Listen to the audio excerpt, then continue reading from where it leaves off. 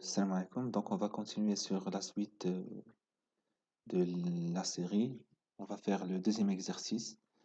Le deuxième exercice, on va, on va supposer que nous avons déjà une liste qui est déjà remplie et nous devons la parcourir pour voir si un élément qu'on est en train de chercher, est-ce qu'il appartient à la liste chaînée ou pas.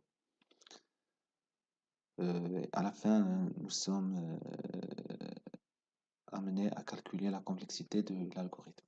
Voilà. Donc,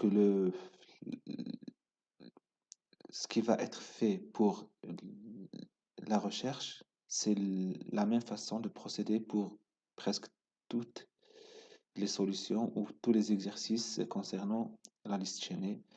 C'est-à-dire, bon, on veut parcourir une liste chaînée. En l'occurrence, nous sommes à la recherche d'un élément. Bon, on va donner une valeur vraiment euh, aléatoire. On cherche le 11, d'accord? Donc, ce qu'on va faire, c'est d'abord, comme j'ai dit tout à l'heure, c'est le même procédé qui va se répéter sur presque tous les exercices de liste chaînée, c'est-à-dire pointer sur la tête, parce que, comme vous savez, une liste chaînée, elle a deux caractéristiques. La première caractéristique, c'est euh, la, la tête de la liste, c'est-à-dire quand est-ce qu'on va commencer. Et la deuxième caractéristique, c'est la fin. Donc, elle s'arrête lorsque on va rencontrer un pointeur nul lors du parcours. Voilà. Donc, on pointe, si vous voulez un pointeur, vous nommez ce que vous voulez, P par exemple. On pointe sur euh, la, la tête. Et donc, normalement, lorsqu'un pointeur veut pointer sur ce qui est pointé par notre pointeur, il reçoit sa valeur. Donc, c'est-à-dire, ici,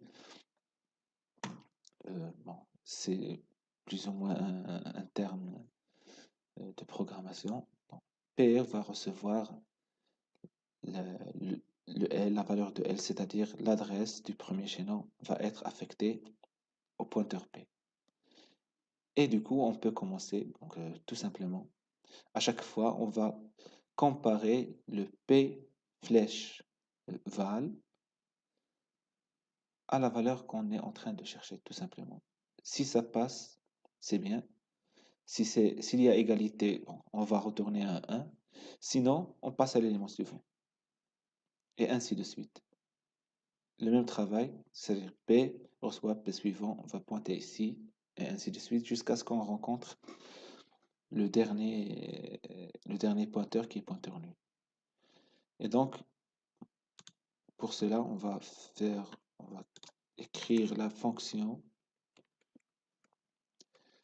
Donc, c'est une fonction de recherche. Elle va retourner un entier au cas où, euh, bon, s'il y avait un type booléen dans le langage C, on aurait bien aimé l'utiliser, mais bon, comme vous savez, le langage C, il n'y a pas de type booléen. C'est uniquement le 0 et le 1, ils sont considérés comme entiers. Donc, ce qu'on va faire, c'est, on va écrire la fonction de la recherche, recherche eval, d'accord?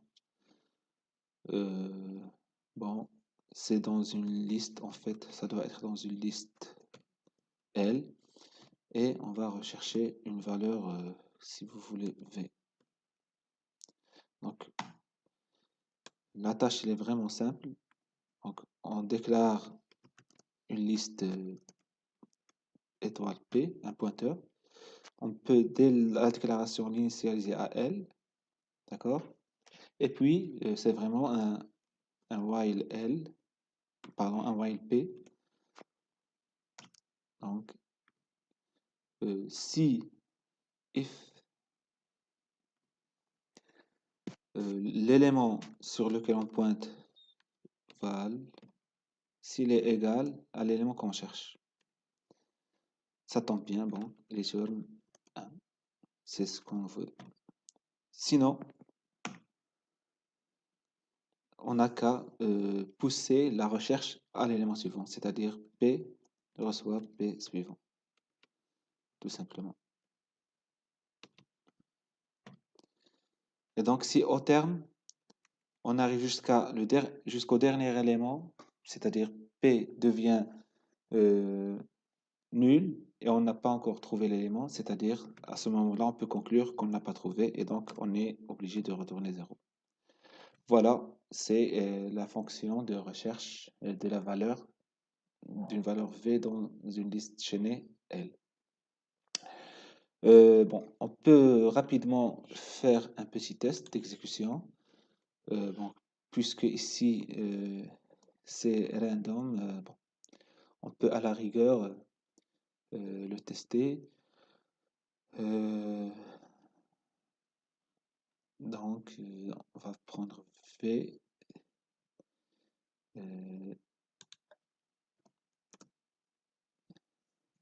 Une valeur B égale à 25.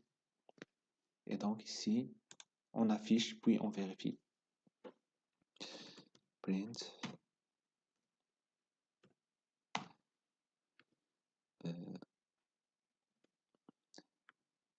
L'élément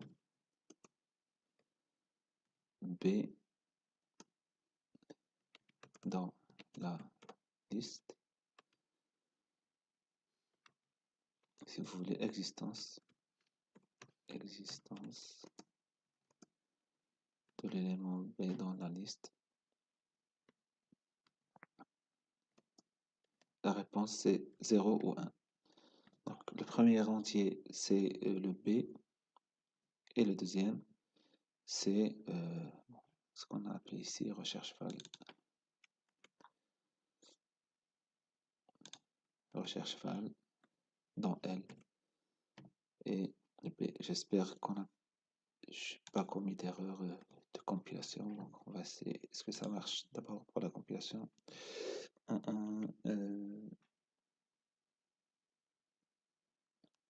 If P val, c'est un P minuscule. Ok. C'est toujours un P minuscule.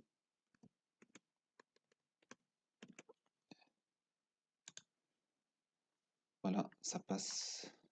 J'espère que ça tourne. Existence d'élément 25. Non. On peut à la rigueur pour faire un test ici. Réexécuter pour 89. Non, donc on va essayer pour 34. Normalement, ça doit marcher ici, ça doit retourner un 1. Bon, ça marche. Donc, voilà. Mais ici, dans les listes chaînées, il y a deux types de tests à faire. Il y a le type de cas général, c'est ce qu'on a fait ici. D'accord? Mais il y a d'autres types de tests, ce sont les cas, les extrêmes. C'est-à-dire, il faut vérifier, donc, on a vérifié si s'il n'appartient pas, c'est déjà vérifié. S'il appartient, c'est bien. Maintenant, il reste les cas extrêmes. Les cas extrêmes, c'est quoi? C'est s'il est le premier élément, s'il est le dernier élément, et dans un autre cas vraiment extrême, si la liste est vide, est-ce que le programme tourne correctement? Voilà. Donc, c'est ce qu'on doit tester pour vérifier, pour valider notre méthode. Donc, on a dit que le 34, c'est bon. Donc, on doit le tester pour le 69 et le 41. 69, ça marche. 41,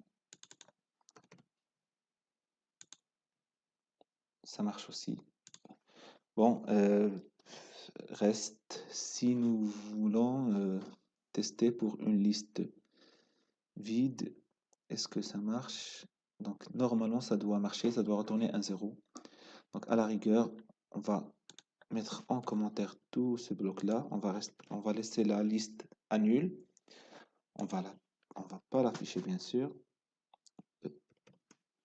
Et puis, on va vérifier si si le 41 appartient à cette liste. Normalement, ça doit tourner, si tout va bien, ça va retourner un zéro.